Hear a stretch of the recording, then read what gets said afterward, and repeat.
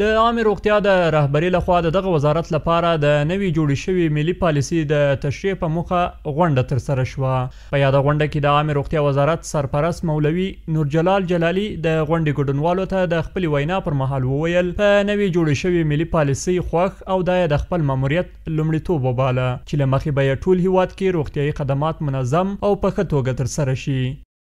د خوشحالۍ ځای دی چې د وزارت صحت عامه پلان ته ضرورت او هغه تکمیل شو. د اول ورځې څخه چې ماته د دې وزارت مسؤلیت را وسپارل شو،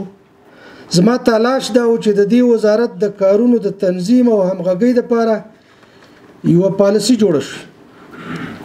ترڅو د وزارت داخلي او خارجي همکاران کارکونکي او د ولایتونو د روغتیا د بخش مسؤلین د دې پالیسي پر رڼا کې خپل خاتمه شي وټاکي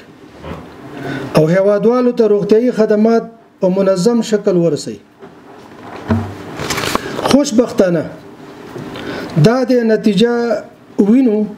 او نن د یو ملي روغتیايي پالیسي خوندانو. په ورته مهال د عامه روغتیا وزارت د پلان او پالیسي لوی رئیس ډاکټر سید رسول منګل وویل د روغتیا ملي پالیسي یو جامع او هر اړخیز سند په توګه د با کیفیته عادلانه او دوامدار روغتیايي خدماتونو وړاندې کولو اساسي چوکاټ ټاکي. نوموړي دغه رازیاته کړه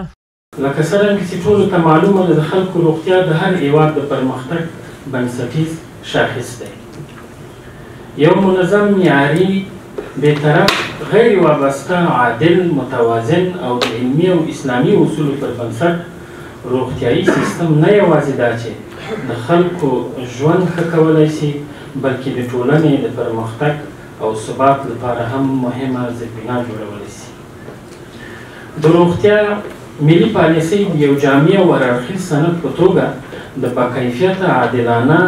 او دوامدار روغتیايي خدماتونو د وړاندې کولو اساسي چوکاټ ټاکي. د روغتیا وزارت مسؤلین وایي د روغتیا وزارت نوې جوړه شوې ملي پالیسي د افغان کادرونو په واسطه طرحه او ډیزاین شوې چې تر تایید وروسته به عملی شي. جای افتخار است که این پالیسی 5 ساله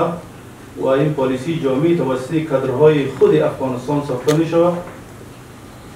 و برای عرضه خدمات صحی